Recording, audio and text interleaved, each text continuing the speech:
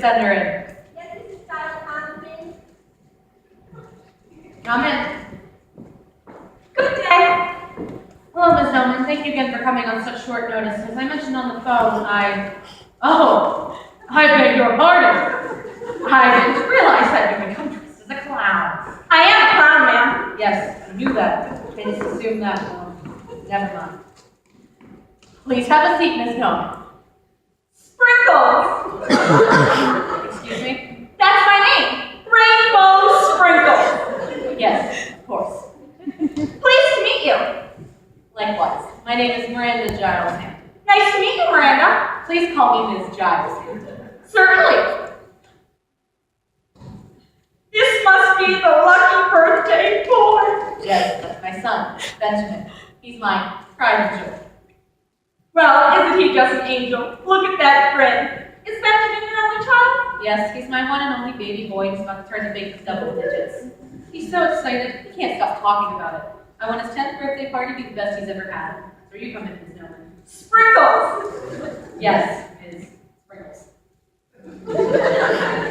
In the past, I've always organized his party completely on my own. But this year being his 10th, I want to make it extra special. I want it to be a day he'll never forget.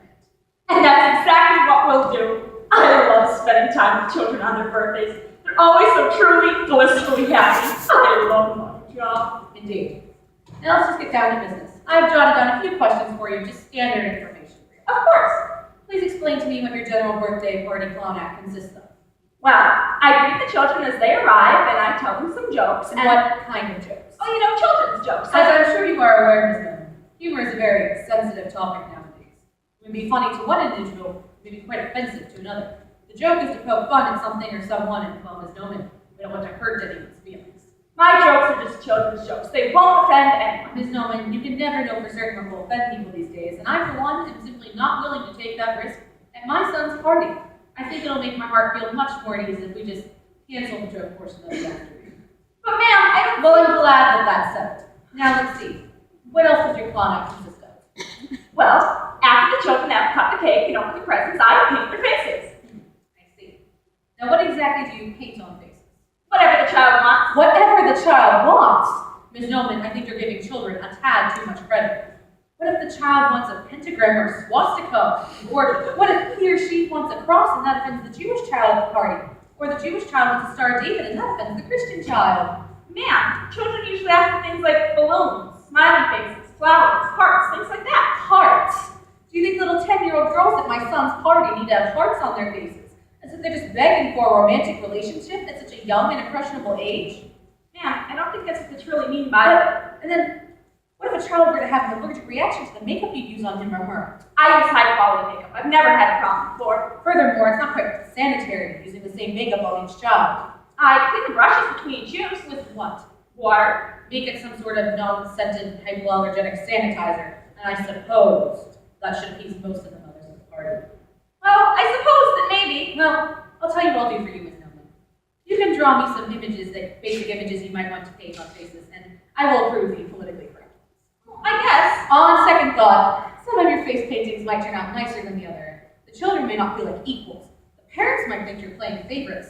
I think it'd be the best interest of all involved if we just cancel the face painting portion of our little But party. ma'am, I just... Ms. Nolan, I'm glad that that's settled. What else do you have on your agenda? Well, after the children have had some time to plan their own a little bit, I sit them down for the big event. My Magic Show.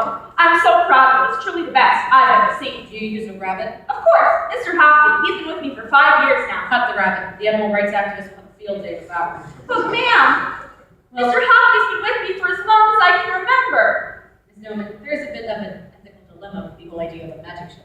I beg your pardon? When a child asks you how you do a trick, what do you tell them? Magic.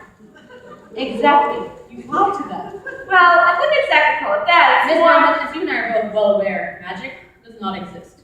The child that you just performed magic is indeed lying to him or her.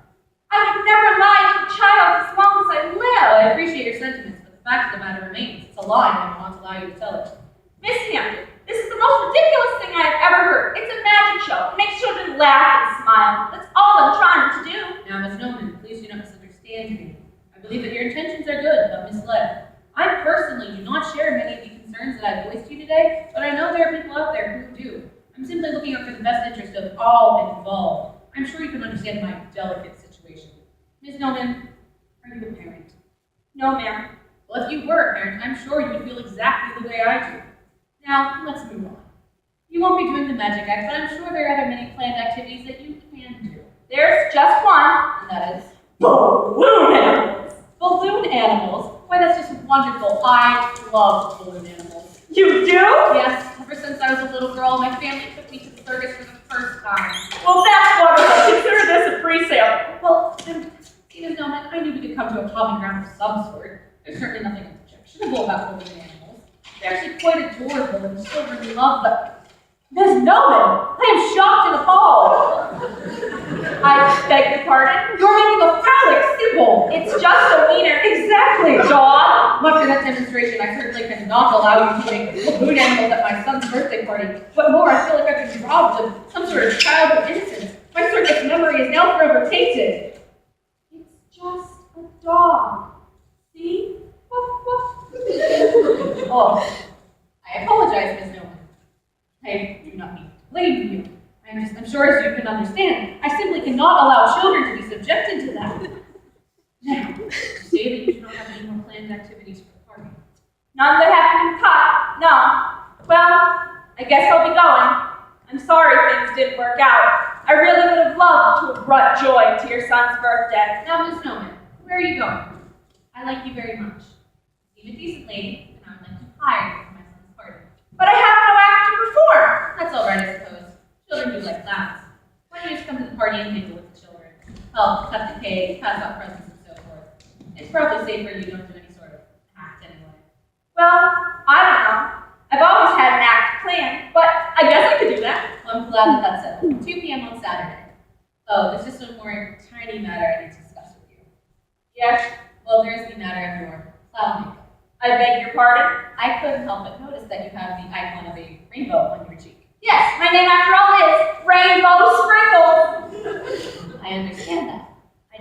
Some people, not myself, of course, more conservative types, might interpret that to be how shall I put this?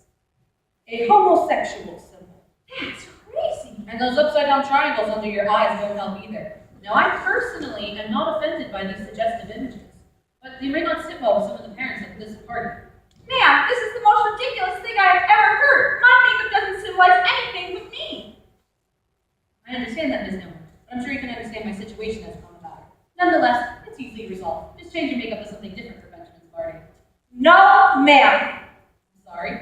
No, I will not change my clown makeup for you, ma'am. I have been doing my makeup like this for as long as I can remember. It is my trademark, my personality, my clown soul, exposed for the world to see. I will not change it for you or anybody else. Well, then I'm afraid we're at an unfortunate impasse, Ms. Nolan. If you would only see, I'm trying to protect the fragile innocence of children.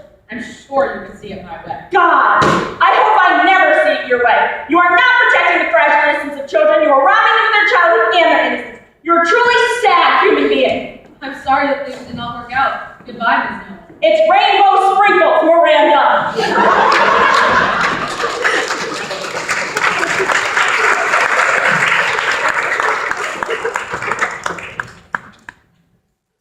Jesse, I'm afraid that one didn't work out either. I can't understand why she didn't want to do the party. Sure, whichever's next in the phone book.